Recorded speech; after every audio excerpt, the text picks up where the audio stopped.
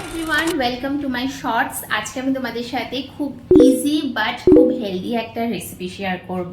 আচ্ছা, এখানে একটুখানি ছোলা, যেটাকে আমি ছোলা বলতে ওই কাবলি চানা যেটা হয়, সেটা হালকা আমি একটুখানি নুন দিয়ে সিদ্ধ করে নিয়েছি। এখানে অল্প একটু ধনে পাতা রয়েছে, এখানে রয়েছে একটা বিট, গাজর, শসা, আর এটা আমার বাড়িতে অনেকদিন ধরে পড়েছিল লেটুস, সেটা রয়েছে। এরকম একটা কি বলে ঘুষুনি নিয়েছে, যার মধ্যে বড় বড় এগুলো আছে। সেখান থেকে যদি মানে এরকম করে কাটা যায়, বেশ সুন্দর এরকম স্লাইস করে জিনিসগুলো হয়ে যায়। দেখাচ্ছি দাঁড়াও। আচ্ছা, এই যে আমার কাটা হয়ে গেছে, এই হচ্ছে লেটুস। সেটাকে শুধুমাত্র আমি ছুরি দিয়ে কেটেছি, বাকি সব কটাকে ওই ঘষুনি দিয়ে ঘষেছি। ঘষলে এরকম মানে পাতলা পাতলা করে স্লাইস মতো হয়ে যায়। এটাকে সম্পূর্ণটাকে আমি একটা বাটির মধ্যে ট্রান্সফার করে নিচ্ছি। একটা এর উপরে অ্যাড করছি একটুখানি লেবু, খুব বেশি দেবো না, অল্প একটুখানি লেবু অ্যাড করছি। এরপরে আমার কাছে এই মেয়োনিজটা রয়েছে, সেটাও অ্যাড করে দেবো। মেয়োনিজটা একটু বেশি করে দেবে, কারণ মেয়োনিজটার জন্যই বেশ ভালো টেস্টটা আসে।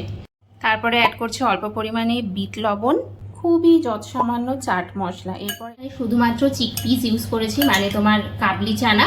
তোমরা চাইলে এর মধ্যে পনির অ্যাড করতে পারো, তারপরে যদি রোস্টেড চিকেন চাও চিকেন অ্যাড করতে পারো। দেখছো আমি মিক্স করতে করতে আমার জিভে জল এসে গেছে, জাস্ট অসম্ভব। আর মিক্স করে কাজ নেই, এবার একটুখানি খেয়ে দেখি।